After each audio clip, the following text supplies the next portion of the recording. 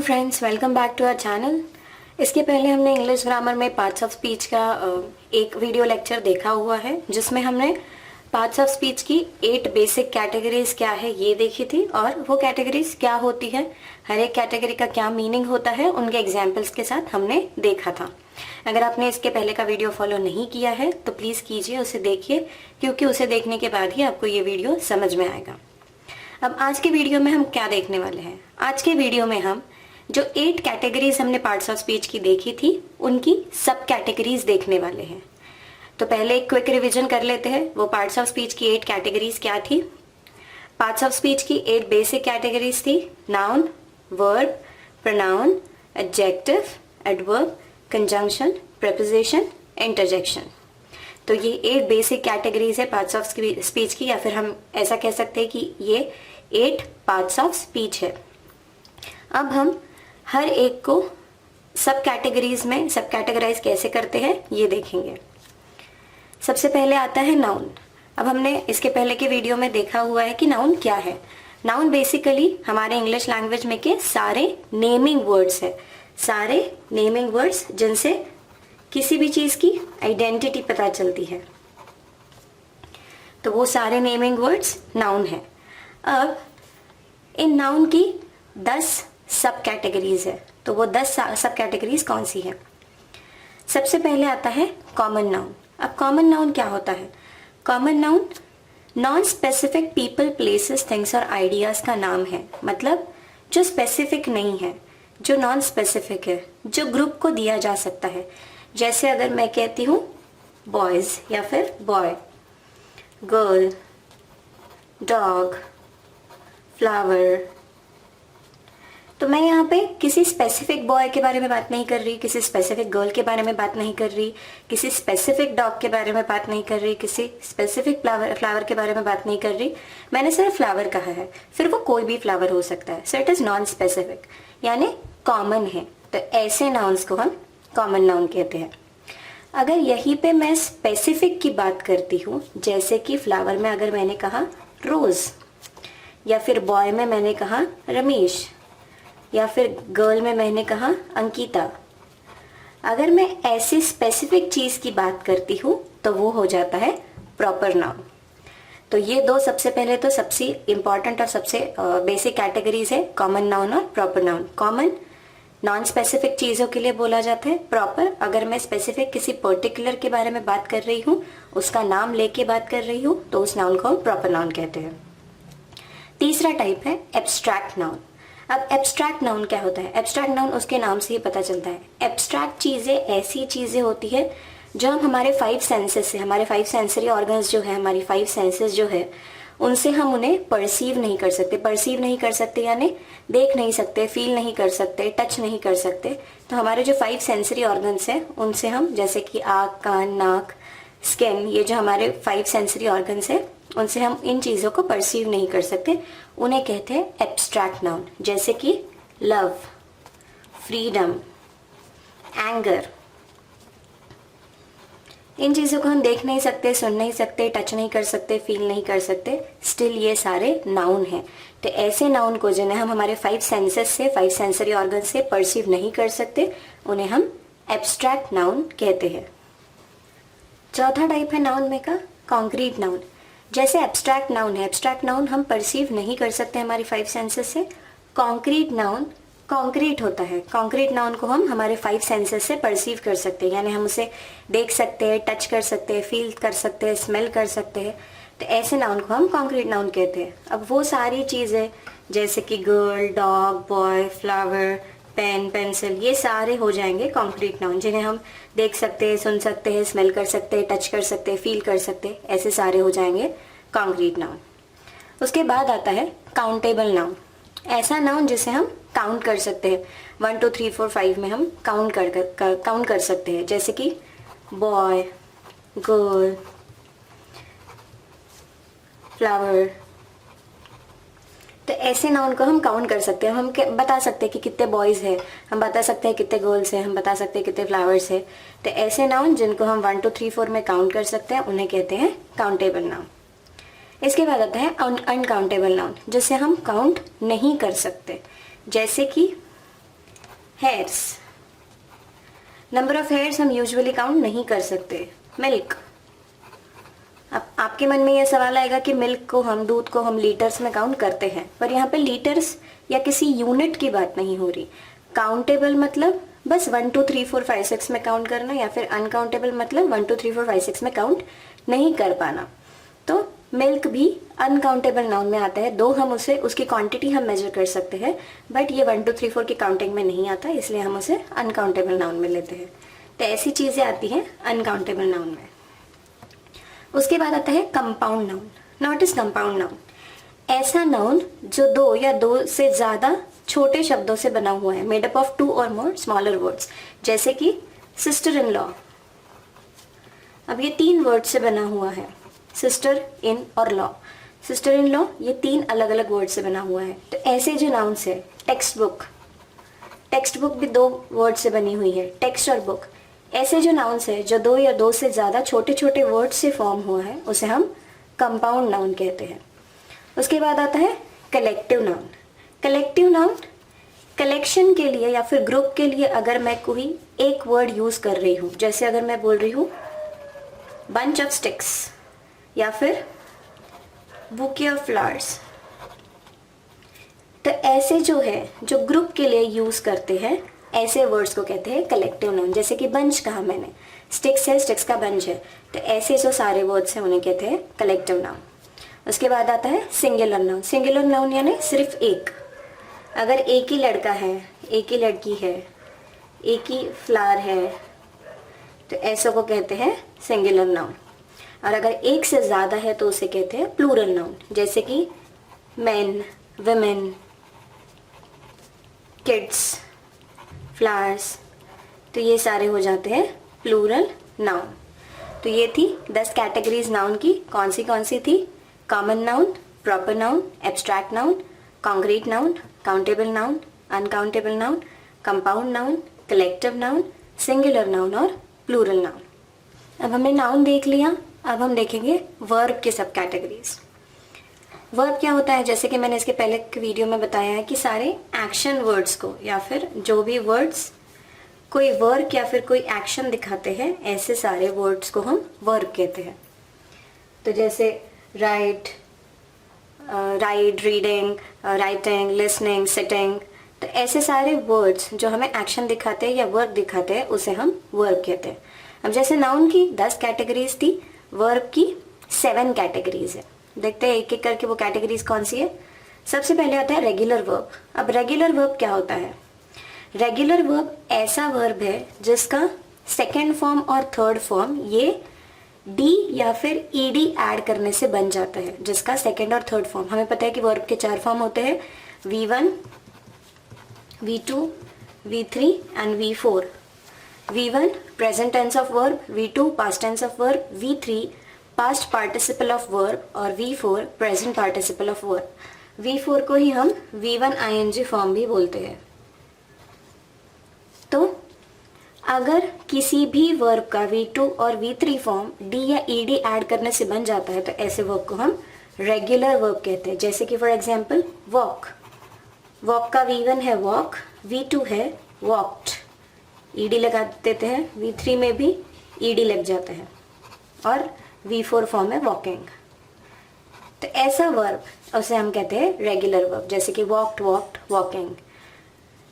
इसके अलावा जो सारे वर्ब्स है जिनका सेकेंड और थर्ड फॉर्म डी या ईडी लगाने से नहीं बनता, उन्हें हम इर्रेगुलर वर्ब्स कहते हैं। जैसे कि ईट, ईट ये V1 है, V2 है एट, V3 है इटन और V4 है ईटिंग।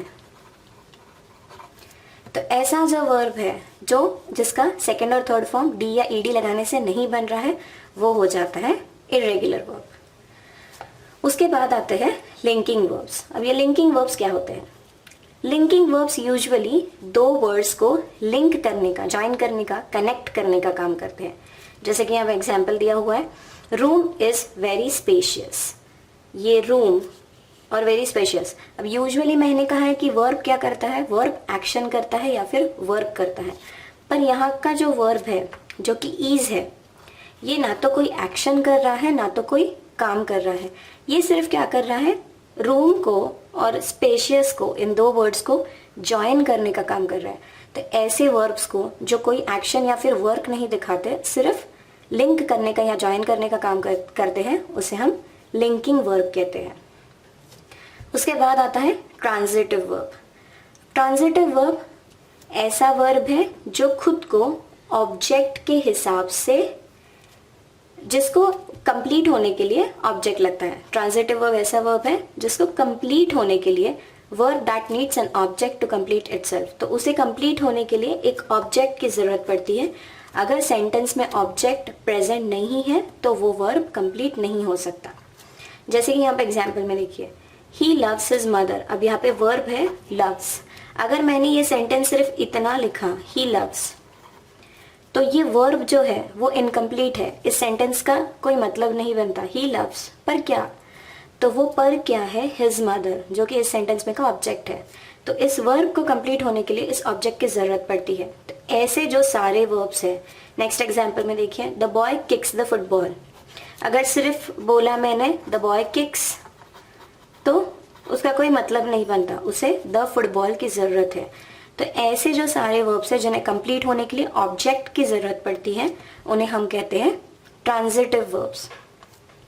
अब जिन्हें ऑब्जेक्ट की जरूरत नहीं पड़ती, जो खुद में कंप्लीट हो सकते हैं, ऐसे वर्ब्स को कहते हैं इनट्रांजिटिव वर्ब। जैसे कि एग्जांपल में दिया है, द गर्ल स्लीप्स। अब यहाँ पे स्लीप्स ये वर्ब है, इसके बाद कोई ऑब्जेक्ट नहीं है, ये वर्ब यहाँ पे कंप्लीट हो गया। तो ऐसे सारे वर्ब्स को जिनको ऑब्जेक्ट की जरूरत नहीं पड़ती कंप्लीट होने के लिए, उन्हें हम कहते हैं इनट्रांजिटिव वर्ब्स। उसके बाद आता है फाइनाइट वर्ब। अब फाइनाइट वर्ब क्या होता है, verbs that can change their form as per subject. ऐसा वर्ब जो खुद को सब्जेक्ट के हिसाब से चेंज कर सकता है, ऐसा वर्ब जो खुद को सब्जेक्ट के हिसाब से चेंज कर सकता है, उन्हें कहते हैं फाइनाइट वर्ब। जैसे यहाँ पे एग्जांपल दिया है, आई ईट राइस। यहाँ पे वर्ब है ईट, आई ईट राइस सब्जेक्ट है आई।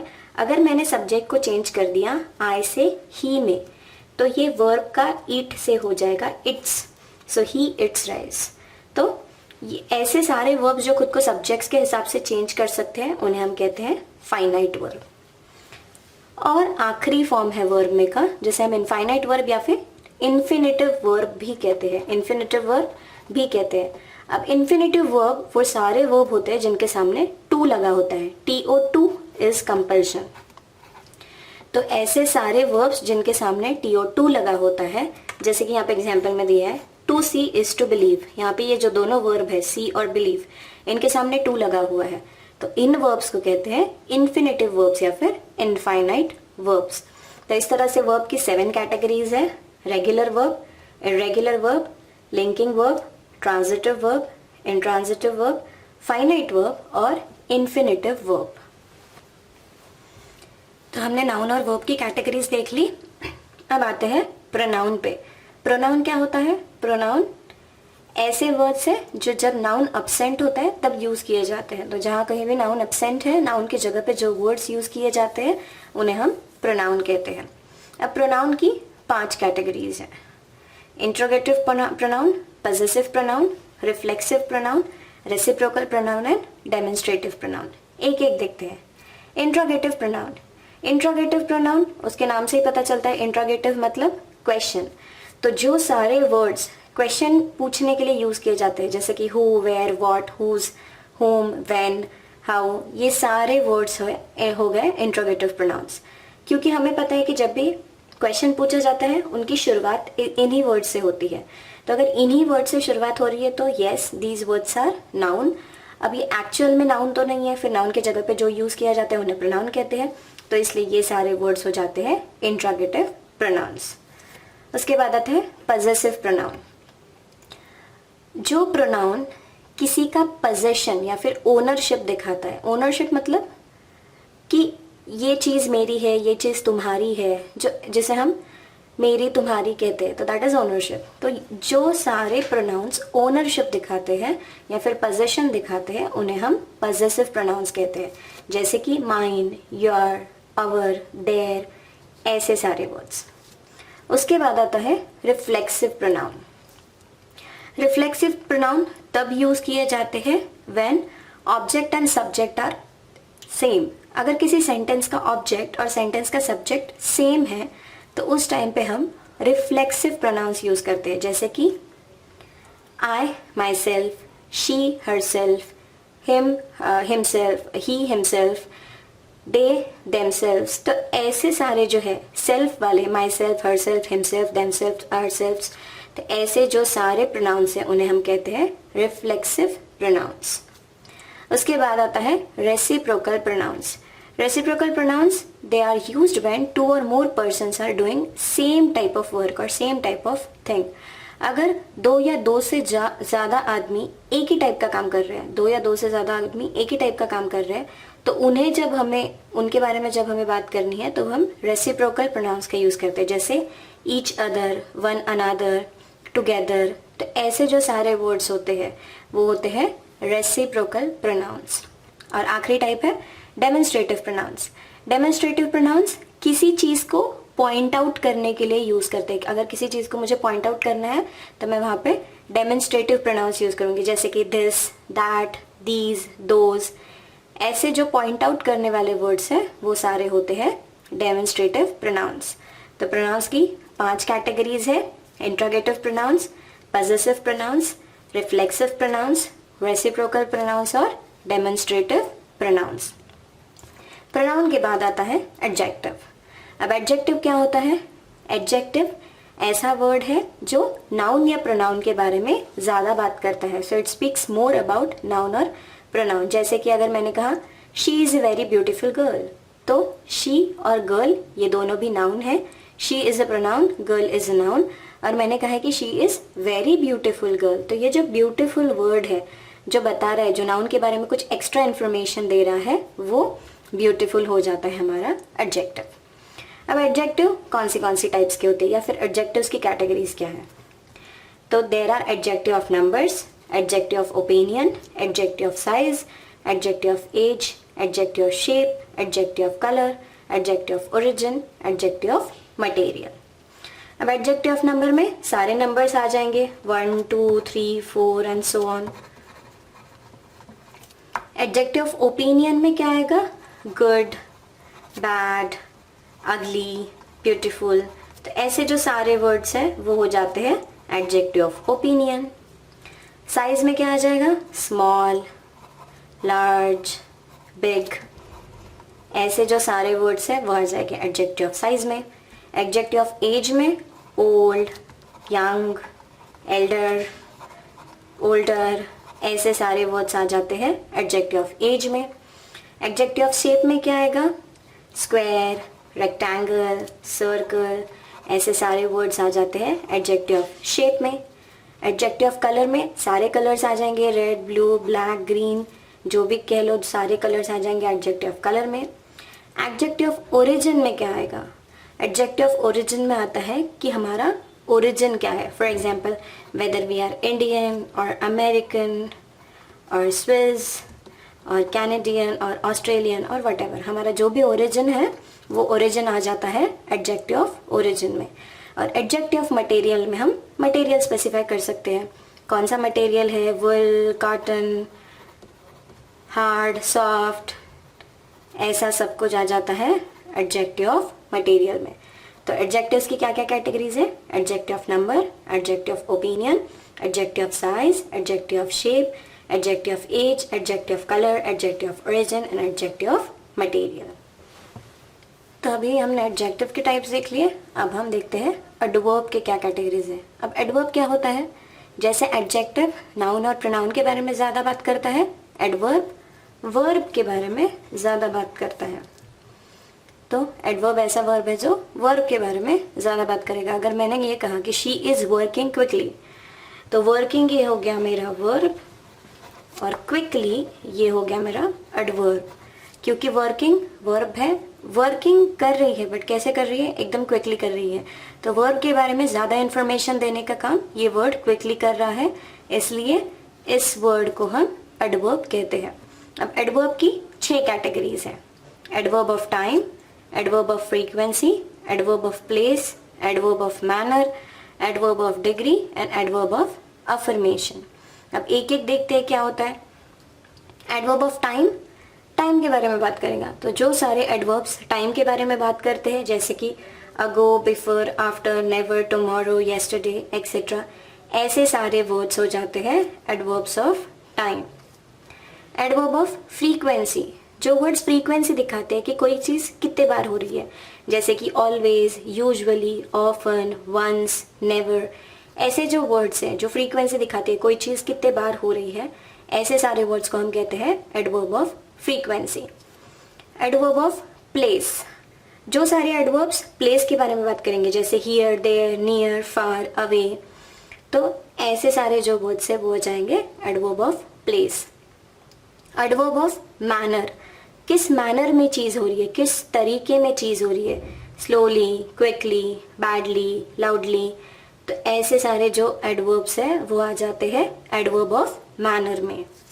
डिग्री, किस एक्सटेंट तक कोई चीज़ हो रही है या किस एक्सटेंट तक कोई वर्ब काम कर रहा है, जैसे कि इनफ, टू, फुल्ली, परफेक्टली, ऐसे सारे वर्ड्स आ जाते हैं एडवर्ब ऑफ डिग्री में।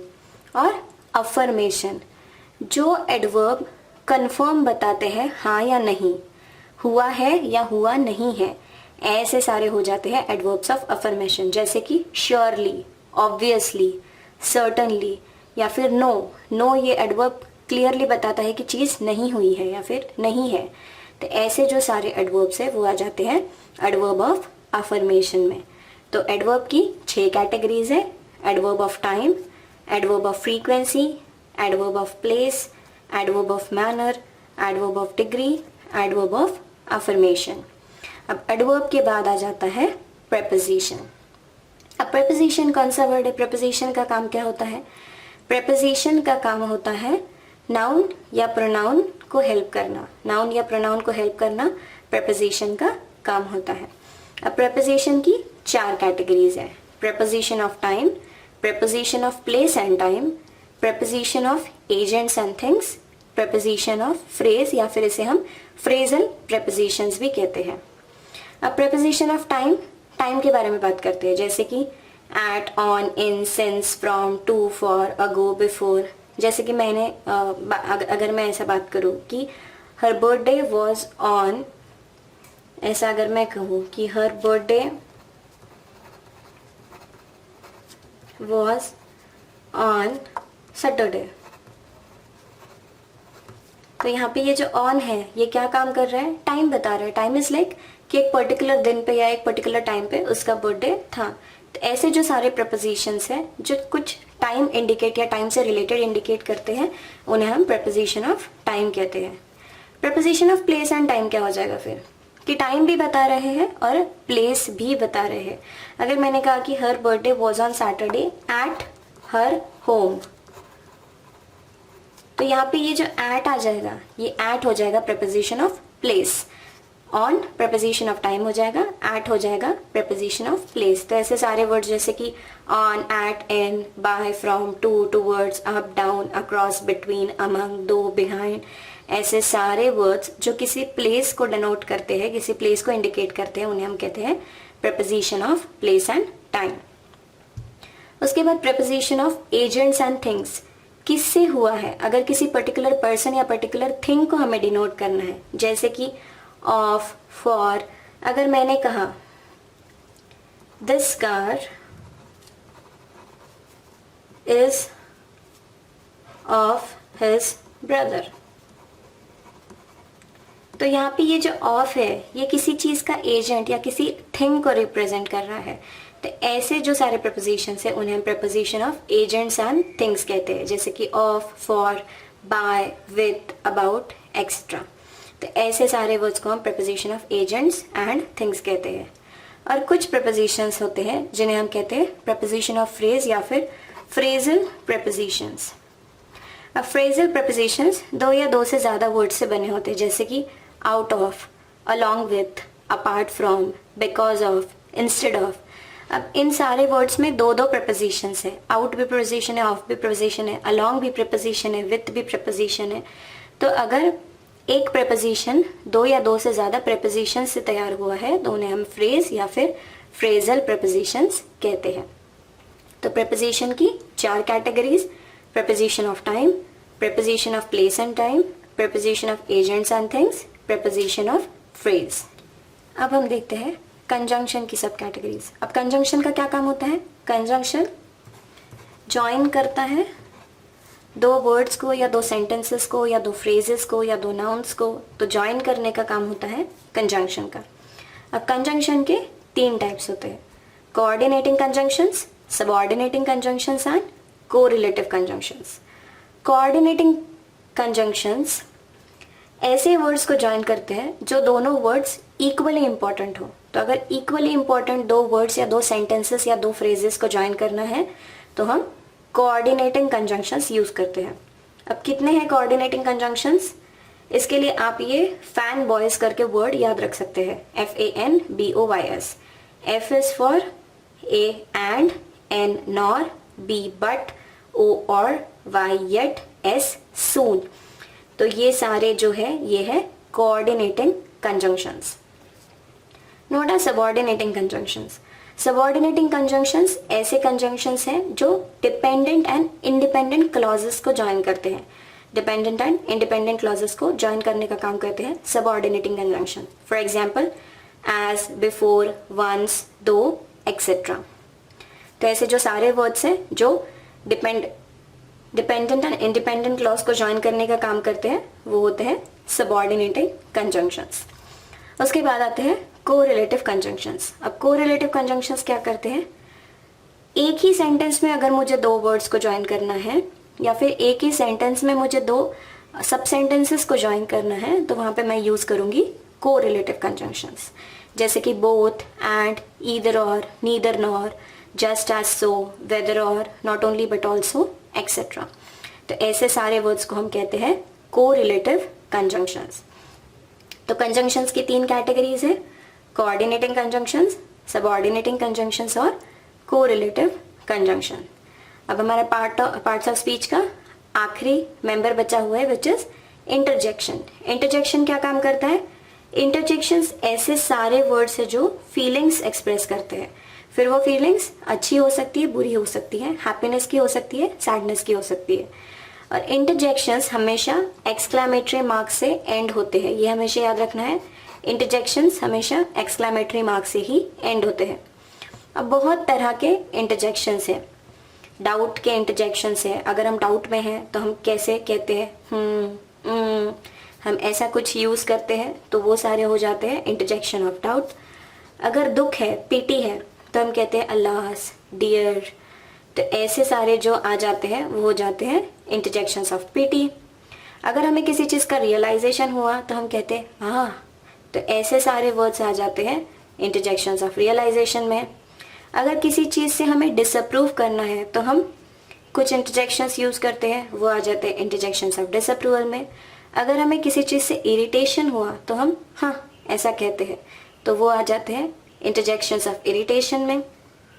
अगर किसी चीज पे हम पैनिक हो गए हैं, हम डर गए, तो हम हेल्प कहते हैं, तो ऐसे सारे आ जाते हैं इंटरजेक्शंस ऑफ पैनिक में. किसी चीज से हमें डिसअपॉइंटमेंट हो गई तो हम कहते हैं ओ. तो ऐसे सारे जो है वो आ जाते हैं इंटरजेक्शन ऑफ डिसअपॉइंटमेंट. किसी चीज से हमें डिसमे हो गया, अगर हमने कोई चीज गलती से कर ली है तो हम कह देते हैं उप्स. तो ऐसे जो सारे हैं वो आ जाते हैं इंटरजेक्शंस ऑफ डिसमे में. एम्बैरस हो गए तो हम अलग इंटरजेक्शंस यूज करते हैं. पेन में है तो हम आउ, आउच ऐसा कुछ करते हैं, तो वो सारे आ जाते हैं इंटरजेक्शंस ऑफ पेन में. डिसगस्ट, कोई चीज हमें अच्छी नहीं लगी तो हम कहते हैं ईवो या फिर यक. तो ऐसे जो है वो आ जाते हैं इंटरजेक्शंस ऑफ डिसगस्ट में. किसी चीज से हमें बहुत ज्यादा सरप्राइज हो गया तो हम कहते हैं ओह, वाओ, वेल. तो ऐसे आ जाते हैं इंटरजेक्शंस ऑफ सरप्राइज में. किसी चीज से हमें बहुत ज्यादा खुशी हो गई या फिर इलेशन हो गया तो हम कहते हैं हुर्रे या फिर फिप्पी. तो ऐसे जो सारे वर्ड्स है वो आ जाते हैं इंटरजेक्शंस ऑफ प्लेजर या फिर इलेशन में. किसी चीज से हमें रिलीफ मिल गई, कोई काम था बहुत ज्यादा हो गया था, वो हमें खत्म करना था, अगर वो खत्म हो गया तो हमें रिलीफ मिल जाती है, तो हम कहते हैं फ्यू, खत्म हो गया. तो ऐसे जो सारे वर्ड्स है वो आ जाते हैं इंटरजेक्शंस ऑफ रिलीफ में. किसी चीज से हम बोर हो गए तो हम कुछ और ब्ला ऐसे कह देते, तो वो आ जाते हैं इंटरजेक्शंस ऑफ बोर्डम में. तो ऐसे जो सारे वर्ड्स है जो हमारी कोई ना कोई छोटी छोटी फीलिंग्स एक्सप्रेस करते वक्त हम यूज करते हैं, वो सारे वर्ड्स आ जाते हैं इंटरजेक्शंस में, और इंटरजेक्शन हमेशा एक्सक्लेमेटरी मार्क से ही खत्म होता है।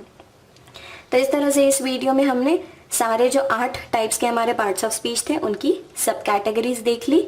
यहाँ पे हमारा पार्ट्स ऑफ स्पीच ये टॉपिक पूरी तरह से खत्म हो गया। अगर आपको ऐसे ही इजी लर्निंग टेक्निक्स सीखना है तो SRK solutions and educational institute को कांटेक्ट कीजिए, विजिट कीजिए। ये वीडियो आपको पसंद आया हो तो इसे लाइक, शेयर और कमेंट कीजिए, और इस चैनल को सब्सक्राइब करना मत भूलिए। Thank you.